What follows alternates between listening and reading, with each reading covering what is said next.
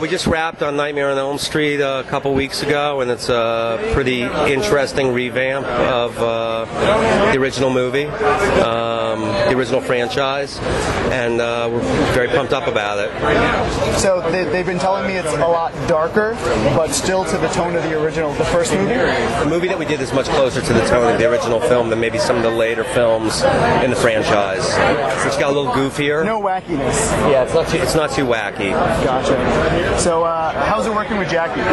Jackie was amazing. When Jackie was in the makeup, he was Freddy, and it was very hard to talk to him.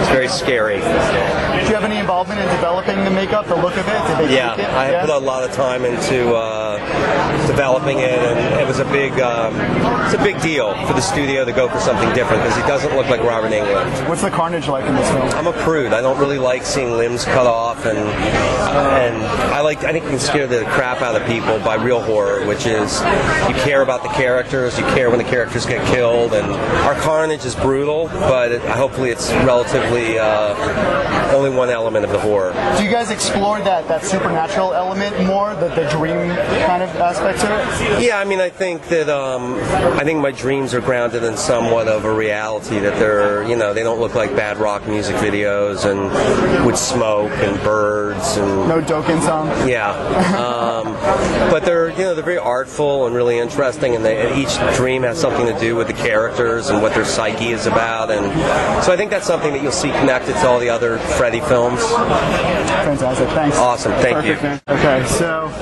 what's the first thing you do when you get your hands on something like a Nightmare on Elm Street? By the way, you say thank you. Yeah, you say thank you because we were trying for so long to get it. What, 2 years? Yeah, I mean, that movie was very, very important to us, and we worked very hard to get the opportunity and take it to the screen. What do you think about the success with everybody else bitching about remakes all the time, and your remake's doing so fantastically well? How's that hit you? I mean, we are definitely aware that people are not happy that remakes are being made, but we think that it's part of the natural evolution. It's just part of the business. So people, the people who don't want to watch them don't watch them, but I think that it's part of the evolution of movies. Nice. So with the Nightmare on Elm Street, do you go more serious and dark like the original first movie, or do you throw in wacky, or is it a mix? I think without a doubt you follow the first film. I mean, not in story but in tone, and you make Freddy really scary and not jokey. There's nothing wacky about the movie. So the look classic, or did you throw any new twists into it? As far as the look of Freddy himself. Oh, I mean, he looks much different. I think one thing that we wanted to do was give Freddy make him feel like the burns felt real, a real burn victim. I think we really focused a lot of attention on that. And Andrew Clement, who designed this Freddy, really worked hard. A lot of drawings, a lot of molds to really perfect it. And I think when you see it, you'll say, wow, if he didn't, as Jackie said earlier, if he didn't have the sweater and the hat on and he walked outside, you'd think he was burned. How much carnage can we expect? How much carnage can we expect? We always bring the carnage. Yeah, we're never short on carnage. Hello. What's it like going from anti-hero to Antichrist? What's that transition like? Anti-hero to Antichrist. I like that. It was a heck of a transition. So, what do you do to prepare for something like this? I mean, do you research the character, or is it just a new kind of take?